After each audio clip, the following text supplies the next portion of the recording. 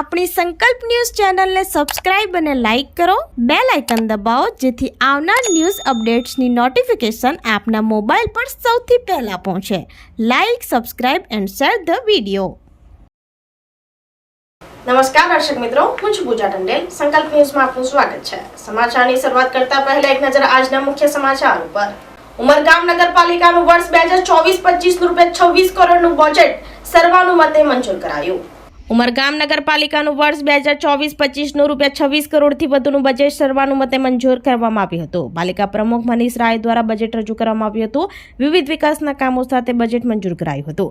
પ્રમુખ મનીષ રાય અને chief officer સહિત અન્ય કોર્પોરેટરોએ એકબીજાને શુભેચ્છા આપી વિકાસના કામોમાં સાથ સહકાર આપવા જણાવ્યું હતું. વાર્ષિક અંદાજપત્રમાં દરેક વોર્ડમાં વિવિધ વિકાસલક્ષી કામો આવરી લેવામાં આવ્યા હતા. બ્યુટિફિકેશન, પાઇપલાઇન, ક્રિકેટ ગ્રાઉન્ડ, રસ્તા સહિતના કામો કરવામાં આવશે હોવાનું પ્રમુખે જણાવ્યું હતું.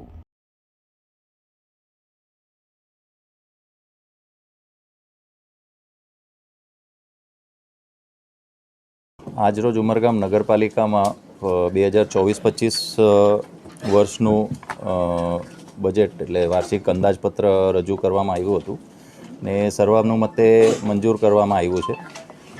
એમાં આપણે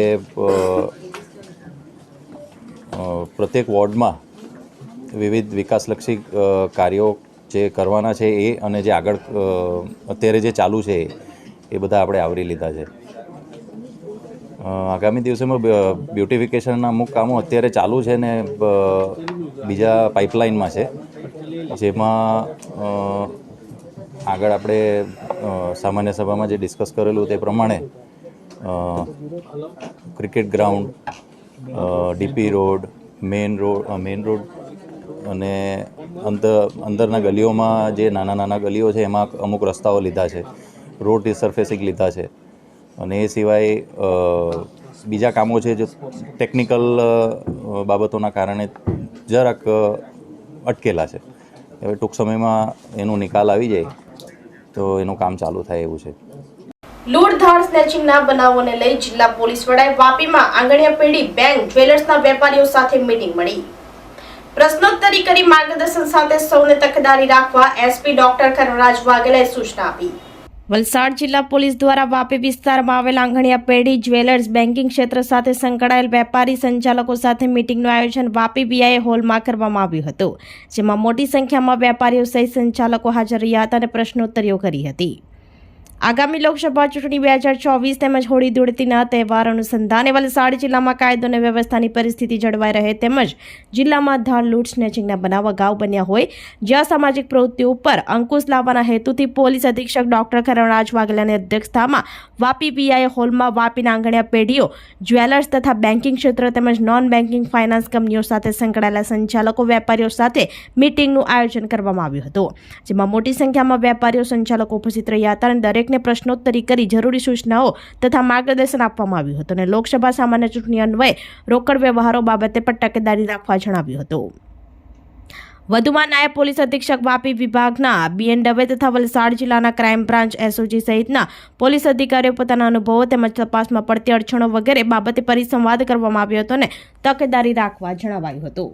ગયા વર્ષે વાપી પોલીસ વિસ્તારમાં થયેલી લૂંટ અને ચાલુ વર્ષે જે અલગ ચેઇન સ્નેચિંગના બનાવો બન્યા હતા અને એની અંદર ઘણી બધી વસ્તુ અમારા ધ્યાન પર આવેલી હતી.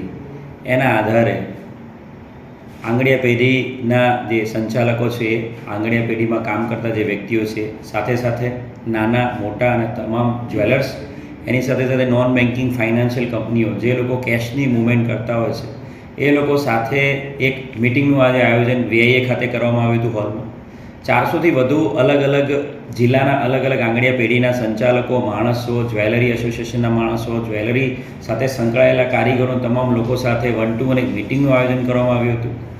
ભૂતકાળમાં સુરતમાં જે આંગણિયા પેઢી લૂંટનો બનાવ હતો કે પછી બોટાદનો લૂંટનો બનાવ હતો કે અમદાવાદનો લૂંટનો બનાવ, એમાં જે મળેલા અનુભવો અને પોલીસને ડિટેક્શન કરવામાં જે તકલીફ પડી હતી કે એની અનુસંધાને જે સેફ્ટી પ્રિકોશન્સ આંગણિયા પેઢીએ કે જ્વેલરીવાળાએ કે કોઈપણ વ્યક્તિએ રાખવા જોઈએ એ બાબતે એક 1-to-1 એક પ્રેઝન્ટેશન કરીને તમામ આખા સમગ્ર જિલ્લાના તમામ આંગણિયા પેઢીના લોકો, નોન બેન્કિંગ ફાઇનાન્સ કંપનીવાળા લોકો અને જ્વેલર એસોસિએશનને અમે આજે એક પ્રેઝન્ટેશન દ્વારા એમણે પોતે શું સેફ્ટી પ્રિકોશન રાખવા જોઈએ એ બાબતે એમને ગાઈડ કરવામાં આવે છે. ખૂબ જ સારો પ્રતિસાદ તમામ લોકો પાસેથી મળ્યો છે. પહેલી વખત આ વર્ષે આવી એક મિટિંગનું આયોજન કરવામાં આવ્યું છે અને કોઈપણ પ્રકારના જ્વેલરી શોરૂમમાંથી ચોરીના બનાવો કે જ્વેલરી શોરૂમની બહાર લૂંટના બનાવો કે આંગળીયા પેઢીના લૂંટના બનાવો ન બને એના માટે શું પ્રિકોશન્સ અને શું સેફ્ટી અને કાળજી રાખવી જોઈએ એ બાબતે એમને ગાઈડ કરવામાં આવે છે. અશોકભાઈ પટેલ, વાપી આંગળી એસોસિએશનનો પ્રમુખ છું. આંગળીયા પેઢીમાં બી કર્મચારી છું. વાપી જિલ્લા પોલીસ અધિકારી આંગળી એસોસિએશન અને સોની બજારમાં જે સોનીઓના જે જ્વેલર્સવાળા છે એ લોકોને બધાને બોલાવી મિટિંગ કરી. એ લોકોએ સારું એવું અમને પ્રપોઝલ આપેલું છે. એ લોકોએ અમને માર્ગદર્શન આપ્યું કે જે ભવિષ્યની અંદર બનતા ગુનાઓ કઈ રીતના ગુનાઓ બને છે, એ ગુના કઈ રીતના રોકવા, એના માટે અમને બહુ સારું એવું માર્ગદર્શન આપ્યું છે.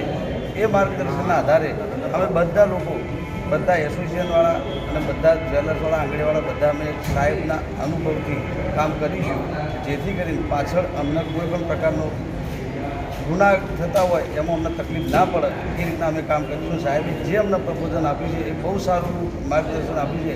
એમાં અમે બધા બહુ ખુશ છીએ સાહેબના કહેવા પ્રમાણે.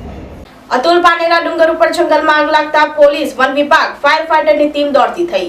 કોઈક સહેલાણીઓ બીડી કે સિગારેટ પીને ફેંકી હોવાથી ડુંગર ઉપર આગ લાગી હોવાનું પ્રાથમિક અનુમાન. વલસાડ અતુલ પાનેરા ડુંગર ઉપર આવેલા જંગલ વિસ્તારમાં સોમવારે રાત્રે અચાનક આગ લાગી હતી. પાનેરા ડુંગર ઉપર ચાલવા જતા લોકોને પાનેરા ડુંગર ઉપર આગ લાગી હોવાનું ધ્યાને આવતા તાત્કાલિક પાનેરા અને અતુલ ગામના સ્થાનિક યુવકો વલસાડ રૂરલ પોલીસની ટીમ અને અતુલ ફાયર ફાઈટરની ટીમને ઘટનાની જાણ કરી હતી. પાનેરા ડુંગર ઉપર સાગી ઝાડ અને અન્ય ઝાડોનું વાવેતર કરવામાં આવ્યું છે. કોઈ સહેલાણીઓ બીડી કે સિગરેટ પીને ફેંકી હોવાથી ડુંગર ઉપર આવેલ જંગલ વિસ્તારમાં આગ લાગી હોવાનું પ્રાથમિક અનુમાન સ્થાનિક લોકો લગાવી રહ્યા છે. પાનેરા ડુંગરના જંગલ વિસ્તારમાં નીચે ઝાડના સૂકા પાંદડા હોવાથી ધીમે ધીમે આગ પસરવા લાગી હતી. સ્થાનિક યુવકો અને રૂરલ પોલીસના જવાનોએ તેમની સૂઝબૂઝ વડે આગ ઉપર કાબુ મેળવવાનો પ્રયાસ હાથ ધર્યો હતો. અતુલ ફાયર વિભાગની ટીમે તાત્કાલિક આગ વધુ વિકરાળ બને તે પહેલા આગ ઉપર કાબુ મેળવ્યો હતો. ઘટનાની જાણ વલસાડ વન વિભાગની ટીમને થતાં વન વિભાગ પણ તાત્કાલિક ઘટના સ્થળે પહોંચ્યું હતું.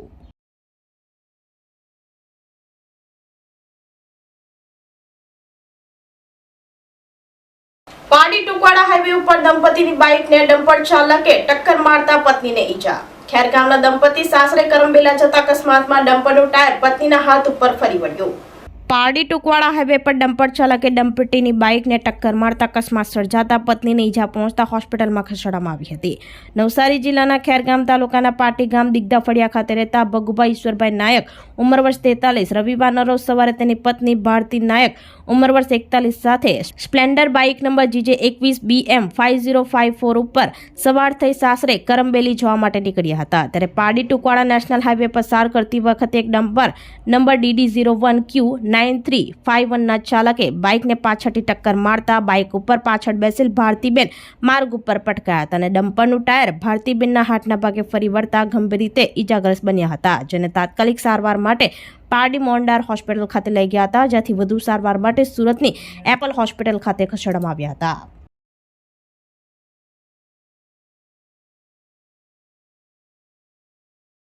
વલસાડમાં ઢોરોનો ત્રાસ, ગુંડલામાં 3 આખલાઓ બાખડતા વાહનો અને વીજ પોલને નુકસાન.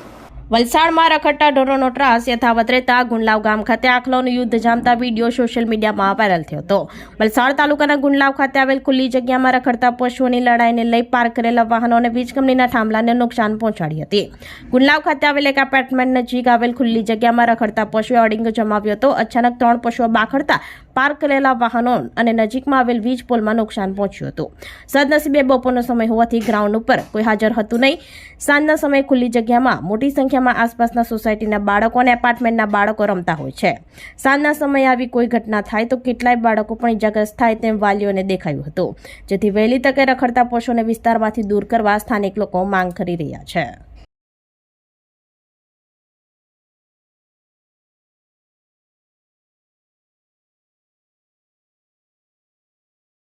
ઉમરગામ અને ભિલાડ ખાતે પશુ દવાખાનાના નવા મકાનનું લોકાર્પણ કરાયું. પશુ દવાખાનાથી હવે તાલુકાના પશુ અને પાલતુ પ્રાણીઓની સારવાર માટે રાહત થશે.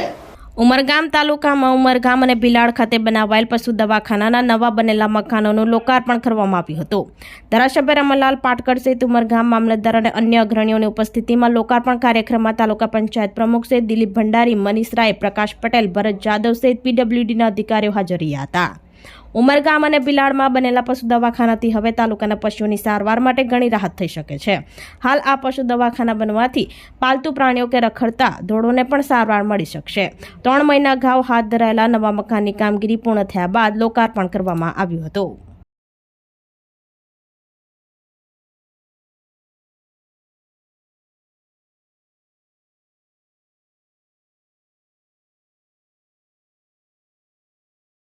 આજે આપણે સૌ ઉમરગામ તાલુકા પંચાયતના કેમ્પસની અંદર બેઠા છીએ.